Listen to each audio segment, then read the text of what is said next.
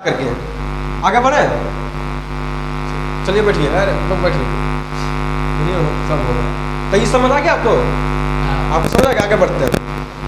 Kirchhoff का द्वितीय नियम, किरचॉफ के द्वितीय नियम, किरचॉफ के द्वितीय नियम को देखना है आपको। चलिए, किरचॉफ का द्वितीय नियम, किरचॉफ के द्वितीय नियम, किसी बंद परिपथ, तो समझिए, किसी बंद परिपथ में किसी बिंदु पास में बहने वाली विद्युत धारा तथा उसके संगत प्रतिरोध के गुणनफल का बीजगणितीय योग परिपथ में विद्युत वाहक बल के बीजगणितीय योग के बराबर होती है, उसी को कहते हैं किरचॉफ का द्वितीय नियम कहते हैं, किरचॉफ के द्वितीय नियम कहते हैं।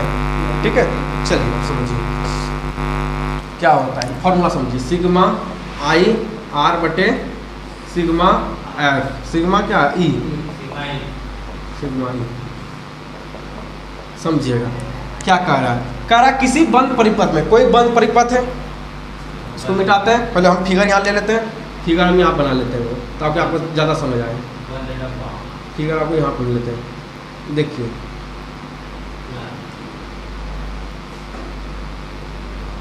ठीक है, जितना आप बना सकते हो उतना बना लीजिए, कोई दिक्कत थोड़ी है।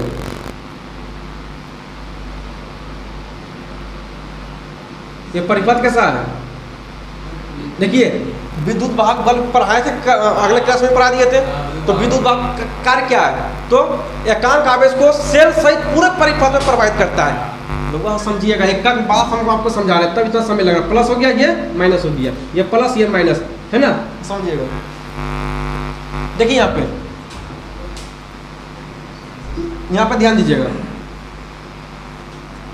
अरे वो बच्चों, ये क्या आपका, ये आपका क्या है, तुम बैठ जाओ। यहाँ पे समझिए, ये क्या आपका, ये आपका सेल है, ये क्या आपका सेल है, ये आपका क्या है प्रतिरोध, क्या है प्रतिरोध, प्रतिरोध को आर दर्शाते हैं, प्रतिरोध को। आप चैप्टर खत्म हो रहा है, अगर आर के मतलब वो नहीं समझ आ गया होगा तो क्या करेंगे, है ना, इसलिए समझिए। प्रतिरोध, ये आर क्या है प्रतिरोध, ये आर क्या है, ये आर का, तो ये क्या है प्रतिरोध, ये क्या है प्रतिरोध, ये क्या है प्रतिरोध है। आगे बढ़े, आप समझिएगा। तो ये क्या सेल है, सेल का काम क्या है, एकांक आवेश को सेल सहित पूरे परिपथ में प्रभावित करता है, तो इसी को विद्युत वाहक बल कहते हैं। तो इसे ई से दर्शा सकते हैं, इसे ई विद्युत वाहक को ई के इससे दर्शाते हैं, नहीं दर्शाते हैं? क्यों, आपको पूछेगा ई से क्यों इसको दर्शाएं, क्योंकि सेल का काम होता है कि एकांक आवेश को सेल सहित पूरे परिपथ में प्रभावित करना, उसी को विद्युत वाहक बल कहते हैं। तो इसलिए सेल को अगर ई से हम दर्शाने कोई दिक्कत नहीं होगा। आगे बढ़े, इसको भी यहाँ सेल हटा देते हैं, समझ आ गया सेल होता है, ई हो गया, ई भी ई, कई दिक्कत आर।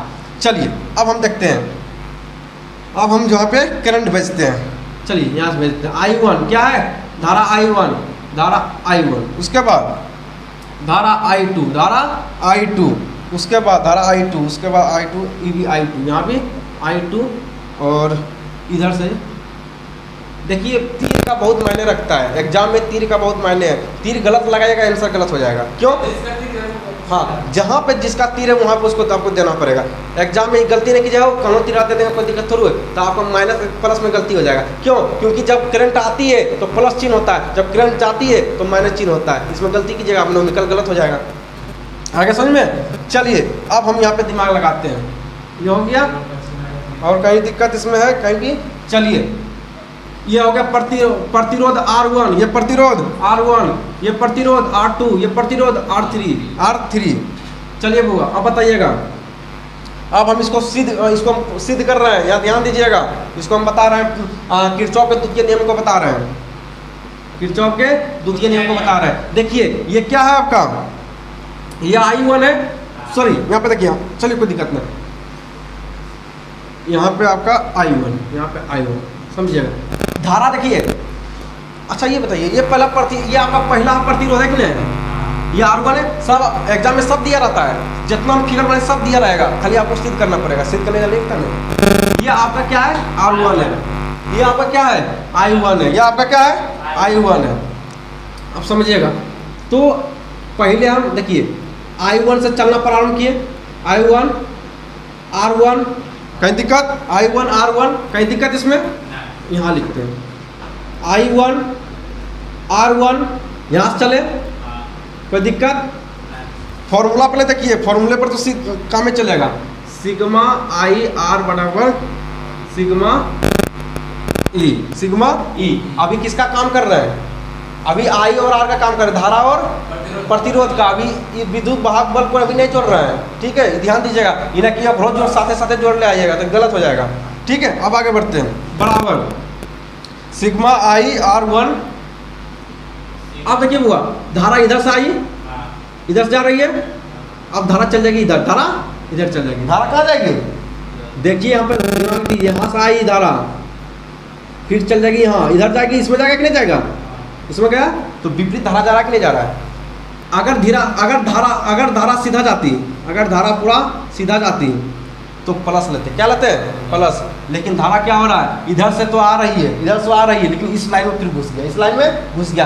धारा इधर से आ रही है, धारा इधर से आ रही है, फिर इधर घुस गई, इधर से घुस रही है, और धारा इधर से निकल रहा है, धारा इधर से निकल रहा है। एक धारा इधर से घुस रहा है, एक धारा इधर से निकल रहा है। धारा इधर से आ रही है, एक धारा इधर से आई और इधर एंट्री कर गई, इधर एंट्री कर गई। और एक धारा जो होता है ये R2 का प्रतिरोध R2 का जो धारा है वह इधर से निकल रही है, इधर से निकल रही है। निकालने का मतलब यह है कि एक लड़का एक गेट से निकल रहा है और उसी गेट से एक लड़का एंट्री कर रहा है, दोनों लड़का तो टकराव होगा कि नहीं होगा? तो ये धारा तो इधर से आ रही है और एक धारा फिर उधर से आ रही है। देखिए यहाँ पे ये धारा इधर से आ रही है कि नहीं आ रही है? और ये धारा जब प्रवेश करेगा तो इधर जाएगा कि नहीं जाएगा? अरे इधर जाएगा कि नहीं जाएगा? जब इधर जाएगा धारा, जब इधर धारा जाएगा तो माइनस होगा कि नहीं होगा? धारा के विपरीत जाता है तो माइनस होता कि नहीं होता है? धारा के विपरीत जैसे जाता है वो माइनस होता है, ये बता रहे हैं, बार बार याद रखिएगा। धारा प्रवेश करे तो प्लस, बाहर जाए तो माइनस। आगे समझ में? यहाँ पे क्या करेंगे? यहाँ पे मिलेंगे माइनस, क्या चिन्ह लेंगे? माइनस। तो क्या है I2 जब प्रवेश किए क्या क्या मिला? आगे क्या क्या मिला हमको?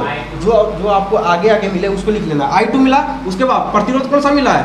R2 बराबर आप लेना इसको, आप क्या लेना है? बराबर दे देंगे। उस बराबर के बाद क्या है? सिग्मा ई। तो सिग्मा ई में क्या क्या मिला है? E1 मिला है, पहला E1 था कितना? E2 था कि नहीं था? इसमें तो E1 E2 कुछ नहीं है, क्यों? क्योंकि इसमें सेल ही नहीं है, दो ही सेल से काम चल रहा है, तो E1 E2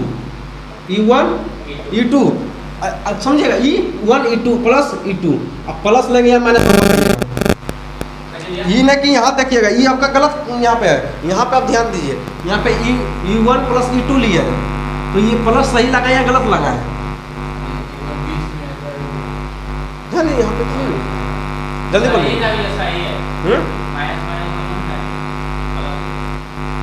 ये माइनस होगा, समझिए, यहाँ पे माइनस होगा। यहाँ क्या होगा? माइनस। क्यों माइनस होगा? क्योंकि विद्युत वाहक बल इधर से जा रही है, और फिर इसमें प्रवेश की तो विपरीत हुआ कि नहीं हुआ? धारा इधर से विद्युत वाहक बल आई और एक विद्युत बल इसी रास्ता से जा रही है, जो समझिए यहाँ पे एक विद्युत बल रेखा जो है यहाँ से आई और एक इधर से जा रही है, एक आई और एक जा रही है। आ रहा समझ में? होगा एक विद्युत वाहक बल आई और एक विद्युत वाहक बल जा रही है। इसका मतलब विपरीत हो रहा है। एक देखिए एक इधर से आ रही थी और एक इधर से जा रही है, इसका मतलब जो है माइनस होगा। क्या होगा? मान माइनस होगा, इसलिए मान माइनस होगा। समीकरण एक तैयार हो गया। समीकरण एक क्या होगा? अब तैयार हो गया, कहीं दिक्कत नहीं होनी चाहिए। तो चलिए समीकरण एक तैयार हो गया, इसको यहीं छोड़ते हैं। अब आगे चलिए अब देखते हैं वीटस्टोन सेतु। ठीक है, वीटस्टोन सेतु, ये क्वेश्चन 2023, ठीक है। वीटस्टोन सेतु अब की बार हुआ, आपसे रिक्वेस्ट है कि हल्ला मत कीजिएगा, नहीं तो फिर इसको जो हम सिद्ध करने के लिए बताएंगे फिर हम यहाँ पे हो जाएंगे, ठीक है। इसलिए कोई चीज़ रट के नहीं आते हैं, है ना। ऐसा रट के आते हैं तो भैया हम लिखा तो यही है, हम तो यही करके चल जाते हैं ना। इसको भी लिखा हुआ सब चीज़ रहता है, बुक में भी आपका लिखा हुआ है, सारा चीज़ यहाँ बोर्ड पर भी लिखा हुआ है, लेकिन वही चीज़ मैं यहाँ पर लिखा हुआ था, कोई काम नहीं था। इसलिए हल्ला मत कीजिए, समझिएगा पहले। देखिए क्या होता है वीटस्टोन सेतु, क्या होता है। तो वीटस्टोन सेतु किसने दिया था? तो एक वैज्ञानिक था, प्रो वीटस्टोन सेतु जो कि इंग्लैंड के रहने वाला था, जो कि इंग्लैंड के रहने वाला था, जिसका नाम था प्रो व्हीटस्टोन सेतु। ठीक है, आगे बढ़ते हैं। इसका देखिए क्या होता है, व्हीटस्टोन सेतु जो था एक ऐसा व्यवस्था होता है, एक ऐसा व्यवस्था होता है जिसके द्वारा किसी भी अज्ञात प्रतिरोध को निकाल सकते हैं। आगे समझ में, किसी भी अज्ञात प्रतिरोध का, अज्ञात मतलब समझ आता है, अज्ञात मतलब जिस कोई जानकारी नहीं है, कोई भी जानकारी नहीं है। अब जब मिस्त्री आता होगा तो इतना को पिलकानी लेकर आता होगा, ऐसे करके लगाता होगा, है ना, ऐसे करके लगाता होगा तो मीटर उसका बढ़ता होगा, तो क्या प्रतिरोध अज्ञात प्रतिरोध का मान निकाल रहा है, मान कर निकालता है कि नहीं निकालता है, तो उसी को कहते हैं व्हीटस्टोन सेतु, उसी कहते हैं व्हीटस्टोन सेतु कहते हैं। व्हीटस्टोन सेतु जो होता है, प्रो व्हीटस्टोन सेतु, ये इंग्लैंड के रहने वाले थे। एक ऐसा व्यवस्था होता है, व्हीटस्टोन सेतु एक ऐसा व्यवस्था होता है जिसके द्वारा किसी भी अज्ञात प्रतिरोध का मान, अज्ञात प्रतिरोध को निकालते हैं, मान नहीं निकालते, अज्ञात प्रतिरोध को निकालते हैं, उसी को कहते हैं व्हीटस्टोन सेतु कहते हैं। कहीं दिक्कत इसमें समझने में नहीं होनी चाहिए। इसका फॉर्मूला होता है P/Q बराबर R/S, यही फॉर्मूला प्रूव करने के लिए पूछता है, प्रूव करने के लिए। चलिए बताते हैं प्रूव करने के लिए। ठीक है, चलिए हल्ला नहीं कीजिएगा, समझिएगा बढ़िया से। देखिए इस प्रकार से फिगर आपको फिगर बना हुआ नहीं रहेगा, हुआ आपको बनाना पड़ेगा। देख लीजिए कैसे फिगर बना रहे हैं, इस प्रकार से फिगर आपको भी बनाना पड़ेगा।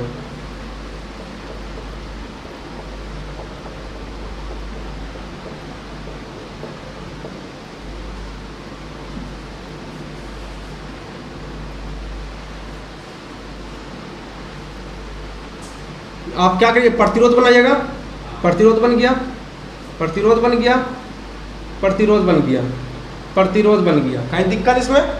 आप देखिए ये ए इसको मान लेते हैं, इसको ए, इसको बी, इसको सी, और बीच में इसको डी मान लेंगे, बीच में इसको काटेंगे, इसको मानेंगे डी, इसको मानेंगे डी। और यहाँ पे मान जीरो होता है, बीच में मान जो होता है वह जीरो होता है। बी और डी के बीच में जो मान यहाँ होता है वो जीरो होता है। ठीक है, और ये आपका क्या है, प्लस, ये आपका माइनस, ये आपका सेल है, क्या है आपका सेल है। कहीं दिक्कत इसमें? चलिए इससे I1 धारा जा रही है, इससे I1 धारा जा रही है, इससे I1 धारा जा रही है, और इसमें भी I1 धारा जाएगी, इसमें भी I1 धारा जाएगी। ठीक है, इसमें भी जो I1 धारा जाएगी। कहीं दिक्कत इसमें समझने में नहीं होनी चाहिए। उसके बाद चलते हैं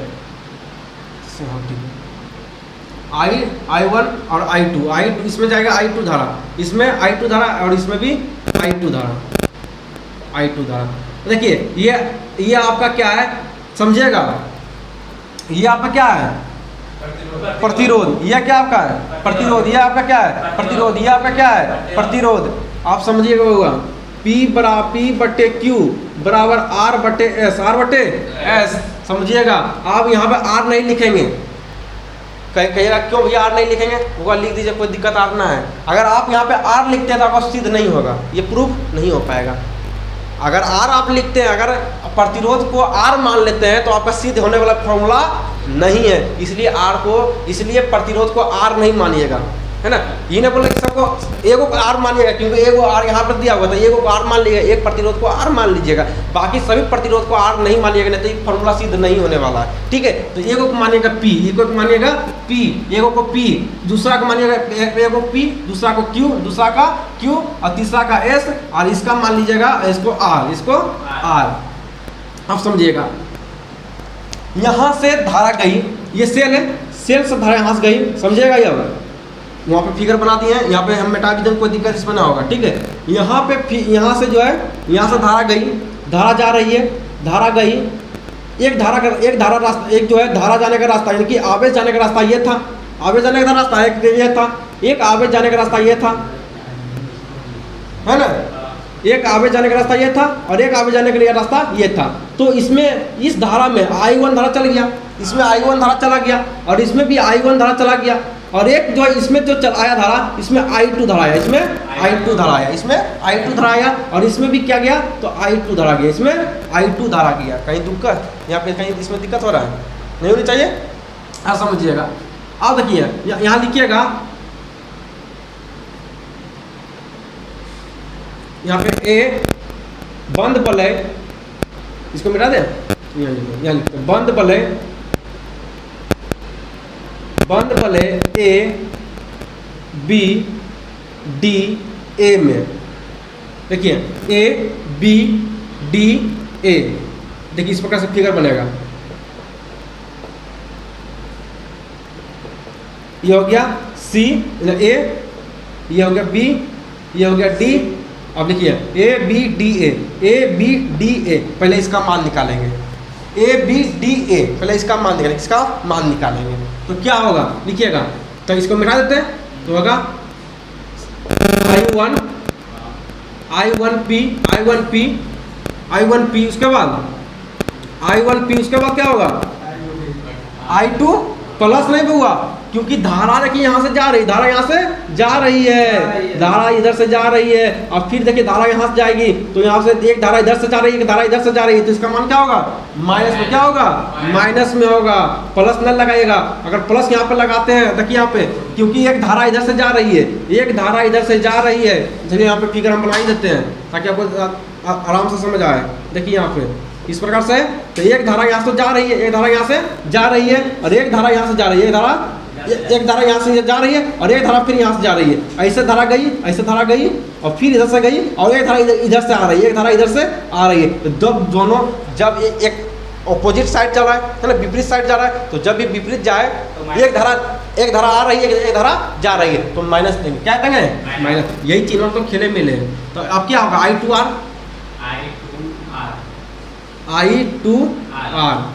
I2R बराबर 0। पहला समीकरण क्या हो गया, पहला समीकरण। कहीं दिक्कत, चलते हैं अब अगला लेते हैं। अगला लीजिएगा बंद वलय। बंद वलय क्यों लिख रहा है, क्योंकि बंद है, सब खुला तो नहीं है, तो इसलिए बंद वलय बी सी डी बी। समझे इसका मतलब?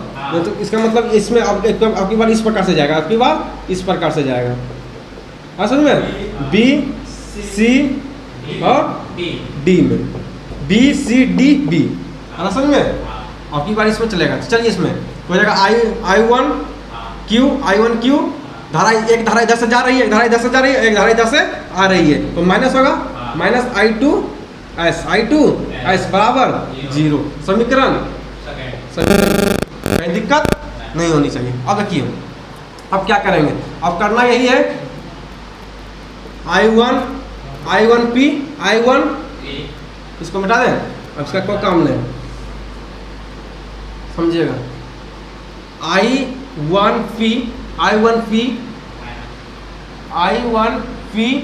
I1P माइनस I2R, अरे जगह नहीं बनता है। I1P माइनस I2R बराबर दे दीजिए, और उसके बाद इस समीकरण लिखिए। I2, दोनों समीकरण को आप ऐड करेंगे। I1 Q minus I2 S।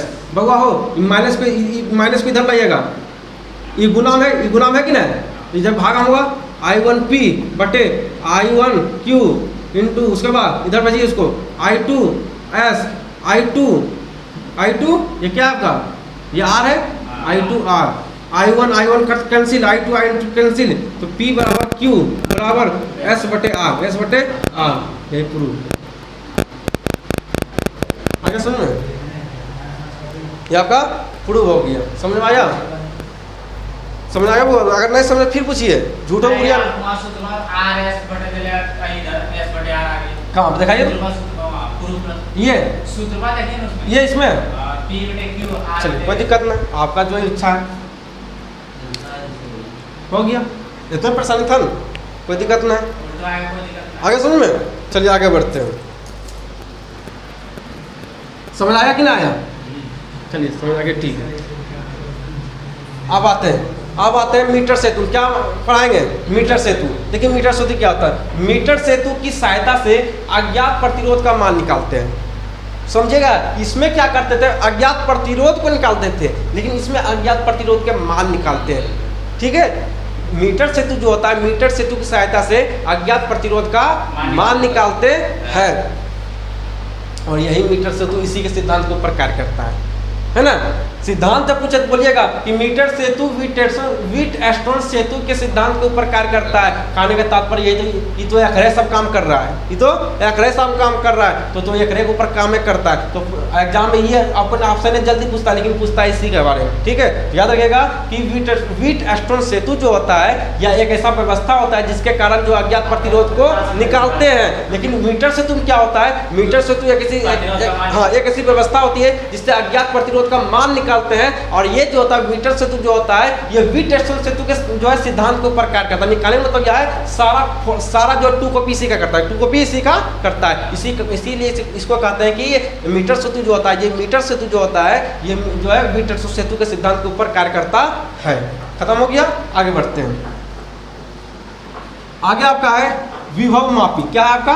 विभव मापी। बहुत फेमस क्वेश्चन है ये, ठीक है, याद रखिएगा। विभव मापी, विभव मापी क्या होता है? या किसी भी सेल में विद्युत वाहक बल या किसी परिपथ के किन्हीं 2 बिंदुओं के मध्य विभवांतर मापने के काम में आती है। कहने मतलब यह है कि ये 2 बिंदुओं के बीच क्या करता है? तो विभवांतर को मापती है। 2 बिंदुओं के बीच ये विभवांतर को मापती है। कौन? विभव। विभव जो होता है ये 2 बिंदुओं के बीच क्या करता है? तो विभवांतर को मापने का कार्य इसका होता है। ठीक है, याद रखिएगा। या किसी भी सेल विद्युत वाहक बल या किसी परिपथ के किन्हीं 2 बिंदुओं के मध्य विभवांतर मापने का कार्य करती है। इसी को कहते हैं विभव मापी कहते हैं। लेकिन आपकी बार एग्जामिनर यहाँ तक नहीं अटकेगा, पूछेगा विभव मापी का परिभाषा लिखे तथा इसके उपयोग लिखे। इसका उपयोग लिखे कि विभव मापी का उपयोग कहाँ करते हैं, विभव मापी का उपयोग कहाँ करते हैं। तो पहला 2 बिंदुओं के मध्य विभवांतर निकालने में करते हैं। आगे समझ में, 2 बिंदुओं के मध्य विभवांतर निकालने में करते हैं। विभव मापी का पहला उपयोग आ गया समझ में। दूसरा किसी सेल का विद्युत वाहक बल निकालने में किया जाता है। किसी सेल का विद्युत वाहक बल निकालने में किया जाता है। देखिए बुआ, परिभाषा से सब चीज निकल रहा है। ठीक है, परिभाषा से सब चीज निकल रहा है। अगला तीसरा, किन्हीं 2 सेल के मध्य विद्युत वाहक बल की तुलना करने में। ठीक है, किन्हीं 2 सेल, देखिए एक सेल ये हो गया, एक सेल आपका ये हो गया। ठीक है, तो एक पर प्लस चार्ज, एक पर माइनस चार्ज, एक पर प्लस, एक पर माइनस। ठीक है, ये आपका क्या सेल है? ये आपका सेल है, ये आपका सेल है। समझिएगा, किन्हीं दो सेल के मध्य विद्युत वाहक बल की तुलना करने के लिए जो है विभव मापी का प्रयोग करते हैं। आगे बढ़ते हैं। आपका पचमा आपका है आंतरिक प्रतिरोध निकालने में किया जाता है। ठीक है, आगे बढ़ते हैं। अब आगे आपका सिद्धांत है। क्या है? सिद्धांत। पुस्तक विभव मापी का सिद्धांत लिखे, विभव मापी का सिद्धांत लिखे। तो याद रखिएगा, विभव मापी का सिद्धांत होता है जब किसी एक समान परिच्छेद तार में, ठीक है, एकदम सुनिए बेहतरीन से, विभव मापी का सिद्धांत सुनिए। जब किसी एक समान परिच्छेद तार में नियत धारा प्रवाहित हो रही हो तो तार के किसी एक के सिरों के बीच विभवांतर उस भाग के लंबाई के अनुक्रमानुपाती होता है। कहने का मतलब यह है कि जब किसी तार में विद्युत धारा बह रही हो और नियत गति से बह रही हो तो तार के किसी एक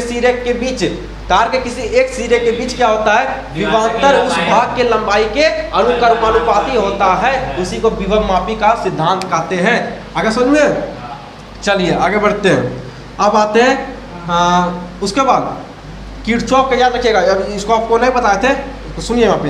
किरचॉफ का जो द्वितीय नियम होता है, किरचॉफ का जो प्रथम नियम था वो ऊर्जा आवेश संरक्षण के सिद्धांत को प्रकार करता था।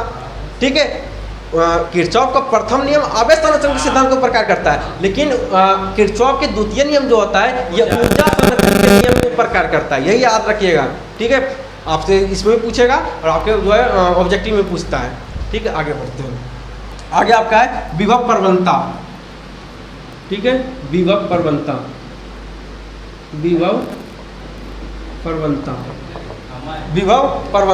समझिएगा। विभव प्रवणता जो था विभव मापी के एकांक लंबाई में, विभव मापी के एकांक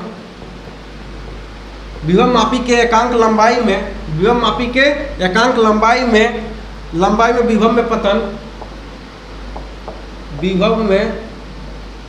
विभव में पतन को विभव प्रवणता कहते हैं। विभव प्रवणता, विभव प्रवणता कहते हैं। अगर समझ में ये काले मतलब यह विभव प्रवणता किसे कहते हैं? विभव प्रवणता किसे कहते हैं?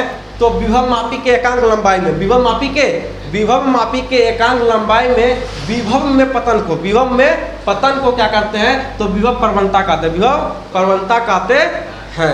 ठीक है, आगे बढ़ते हैं। और विभव प्रबलता को जो है के से प्रदर्शित करते हैं, विभव प्रबलता को के से दर्शाते हैं। और के बराबर होता है V/L, के बराबर होता है के बराबर होता है V/L, मतलब हो गया के मतलब होता है विभव प्रबलता, विभव प्रवणता, और V मतलब होता है विभव, V मतलब विभव, और L मतलब लंबाई।